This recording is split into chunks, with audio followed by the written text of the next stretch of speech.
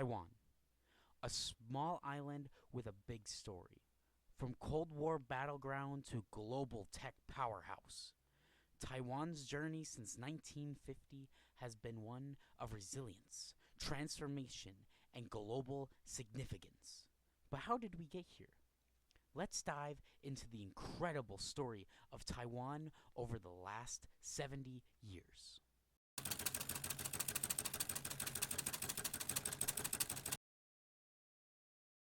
The year is 1950. The Chinese Civil War has just ended and the Communist Party, led by Mao Zedong, has taken control over mainland China. Meanwhile, the defeated nationalist government, led by Chiang Kai-shek, retreats to Taiwan. With over 1.5 million soldiers and refugees, the island becomes the last stronghold of the Republic of China. Taiwan was on edge. The People's Republic of China vowed to take it back, while the United States, caught in a Cold War, decided to intervene. The Korean War broke out, and suddenly, Taiwan became a key asset to the United States against communism. With American support, Taiwan survived, but under strict martial law. Political opposition? Not allowed. Protest? Crush. It was all one-party state, ruled by an iron grip from Chiang Kai-shek.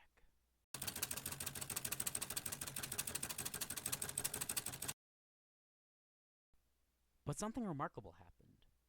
Taiwan's government launched land reforms, invested into education, and built up industries. Of course, the United States' help. The result? An economic boom. By the 1970s, Taiwan has transformed from a struggling refugee island into one of the 4 Asian tigers, alongside Hong Kong, Singapore, and South Korea. The country became a global manufacturing hub, producing everything from textiles to electronics. But while Taiwan was rising economically, its political future was in question.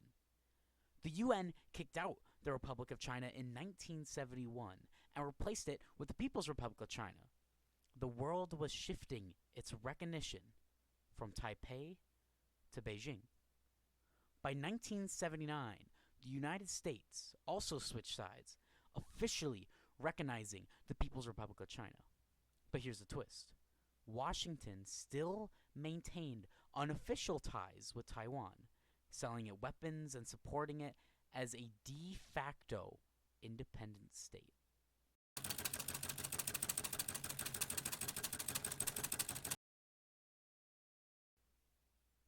By the 1980s, the winds of change were blowing. Martial law was finally lifted in 1987 after nearly 40 years. Taiwan's first opposition party, the Democratic Progressive Party, was formed, challenging the long-ruling KMT. In 1996, Taiwan held its first direct presidential election. It was a historic moment, marking the island's shift from authoritarian rule to full democracy. The people had a voice, and they used it. But democracy came with tensions. China was not happy at all. In 1995 and 1996, it launched missile tests near Taiwan to intimidate voters. The United States responded by sending aircraft carriers to the region. It was a clear message. Taiwan wasn't alone.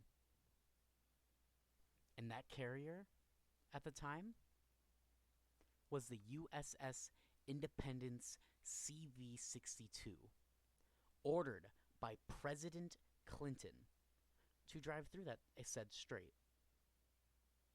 Of course, it would deploy to international waters near Taiwan, not infringing on any side's territorial waters. Very interesting.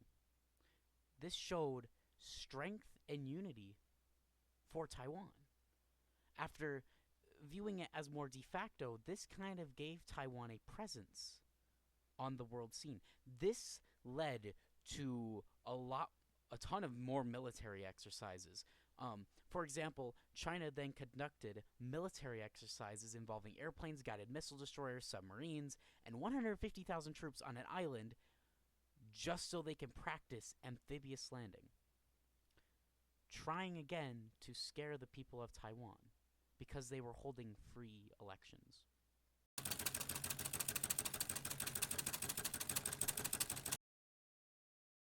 Now let's jump to the 2000s.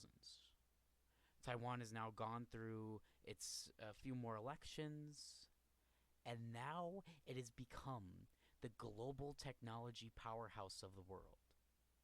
Companies like TSMC, Taiwan Semiconductor Manufacturing Company, began producing the world's most advanced microchips, and cheap. They were very, very cheap to produce, especially in Taiwan. Today, Taiwan dominates the semiconductor industry, the silicon shield that makes the global economy run, and that makes them a very, very reliable asset. At the same time, Taiwan's identity continued to evolve.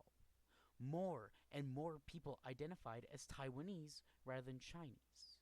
Pro-independence sentiment, it grew, and relations with China became increasingly tense. In recent years, China has ramped up military pressure, conducting military drills and warning against any moves towards independence. The world watched closely today. Will Taiwan continue to chart its own path, or will Beijing take action? This is something that is very interesting.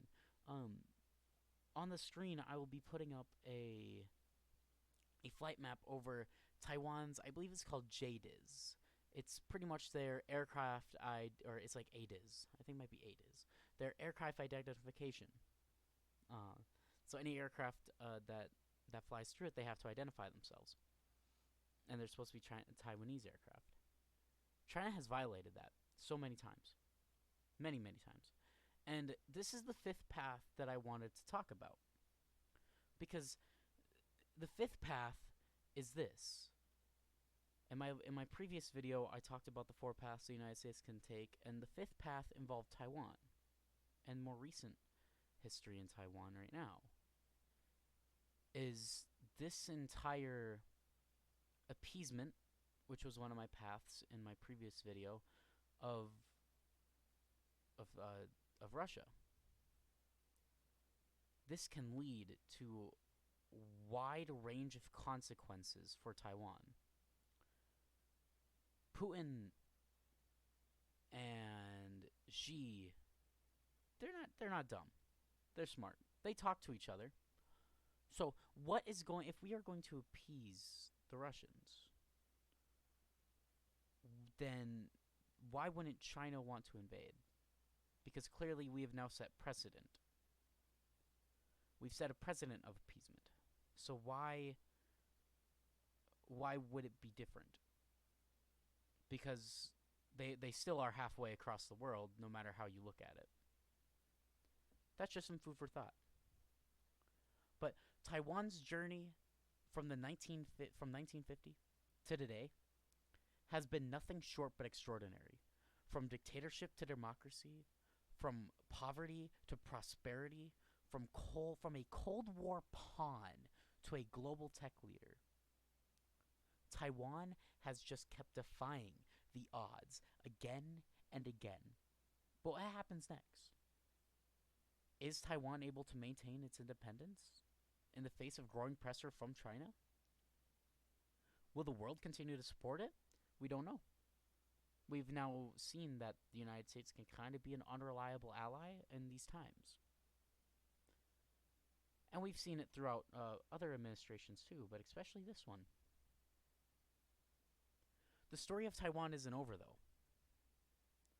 And the next chapter of everything could change it.